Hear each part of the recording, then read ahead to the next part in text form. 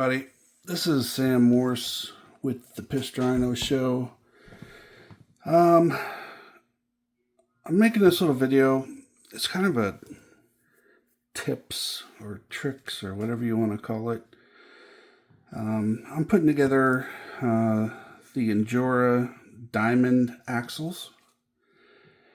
I'm putting in my underdrive and overdrive gears, and also I'm greasing them up. When I open them up, there's a little bit of grease, which is probably plenty. But I'm putting new gears in there, so I need to grease them up, all that good stuff. So let me show you the problem. Let me scoot all these little things out of the way. So to change out the diff, you got to remove the axles. And I don't want to do this, but I'm going to do it. And I'll show you why. So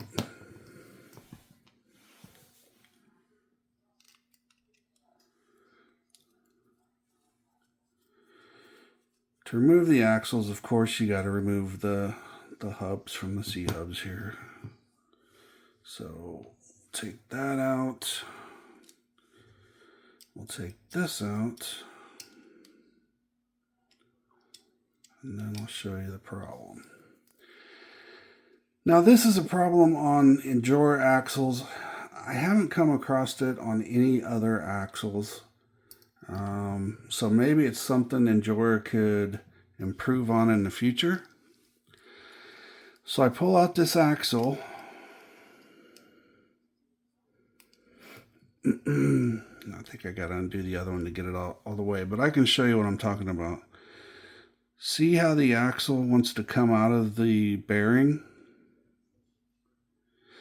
So that wouldn't be a big deal, but there's a pin inside that joint that really wants to come out. So as soon as you remove this from there, that pin will come out, and it's a pain in the butt to get it all put back together. So to remedy this is very simple. Some of you guys might already do it, but all you got to do is put on your nut. Secure this down. So now it can't come out. I know this sounds simple, but I needed to show you because I went through the hassle and I don't want anybody else going through the hassle. So with that, now it'll stay there, and I won't have to worry about having to put that joint all back together again, which with all the other parts is truly a pain in the ass. So I gotta undo that. How did I get these out in the first place? I don't even know.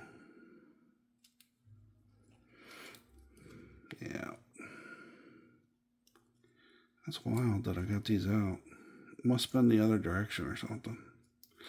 But anyway, so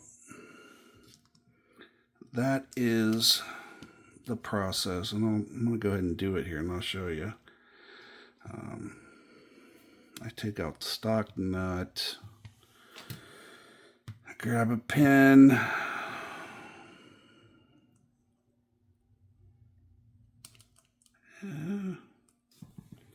Like threading the needle, I'm not even good at that either. Oh shoot, it's already come out, see?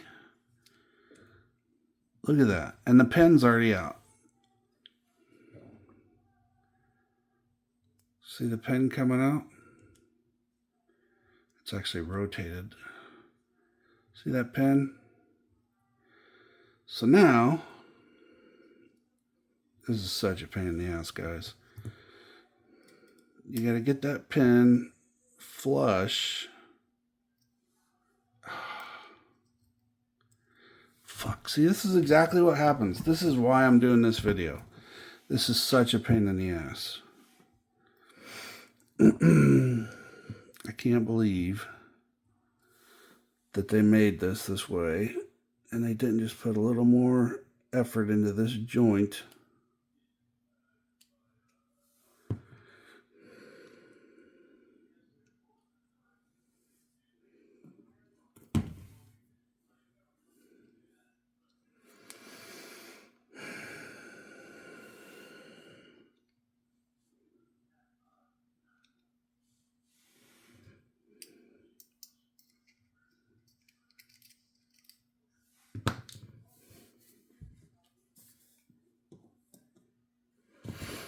So in my silence, I am cussing Injora, so just bear with me.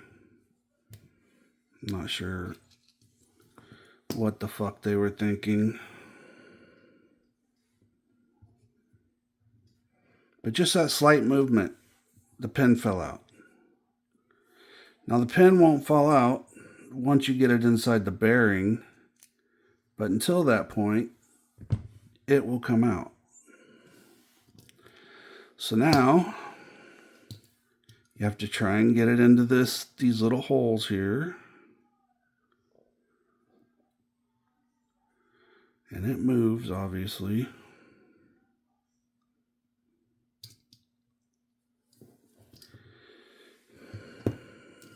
God damn it. This is such a pain in the ass.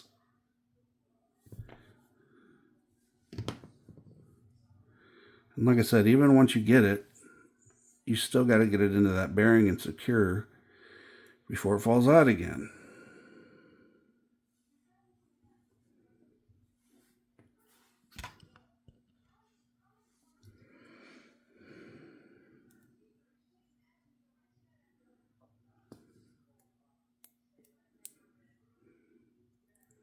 I got it.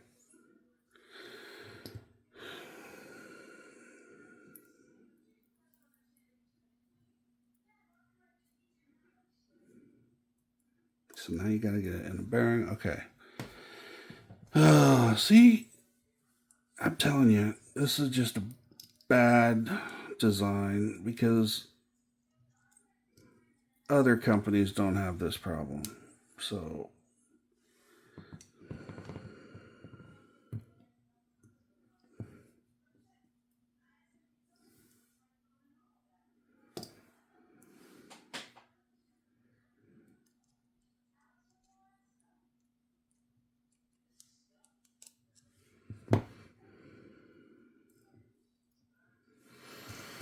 alright, so then I put my extension on there, close it in like that, and then I put my nut on. You can just do this by hand. Alright, so now we're out of the woods again. That's done. See what a pain in the ass that is? That is just ridiculous. So before I do anything to this side, I will push that bearing back in. Everything is, and I'm going to say this, everything is so loose on these axles. There's not slop per se, but everything is just, shit. Like everything's oversized or undersized. Like this hole. I mean, that pin shouldn't go in and slide out that easy. It's just everything is like that. It works, it functions, but it could be better. And like I said, I've been building these things for over a year now, and I haven't had this problem since the beginning. So that's the dealio.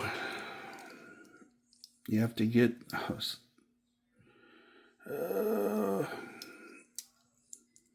so now I can take out this, actually, after I remove the other one.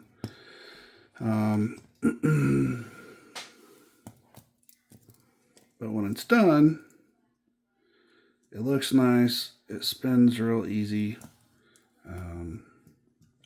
These are good looking axles. Don't get me wrong. I love the integrated servo mount. Everything looks clean. If they were portals, that would be even better. But they are what they are.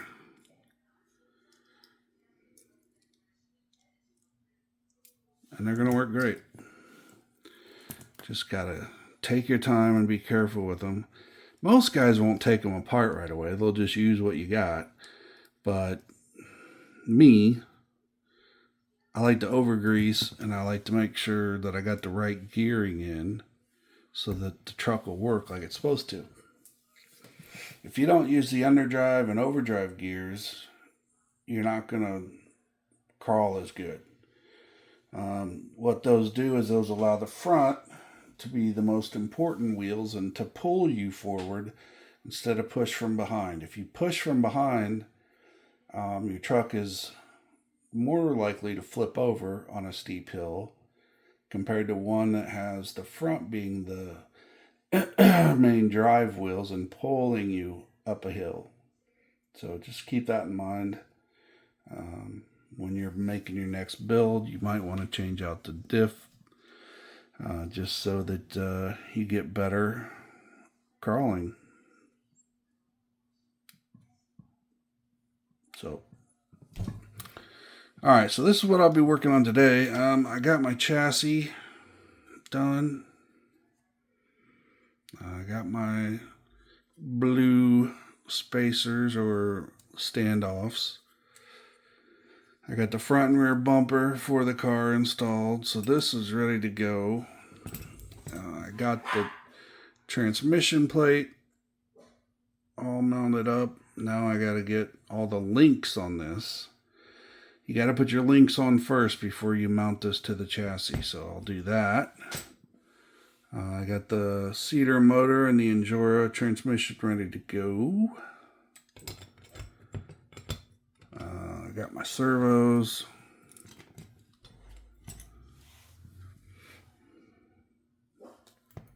This will be all-wheel steer, four-wheel drive as usual. And we got the body. It's going like that somehow. Alright, well, I got a lot of work to do on this, so I will talk to all of you later. I want to get these all done because they've become a pain in my ass. So, thank you so much, and I will talk to you again soon. Hope you all have a great day.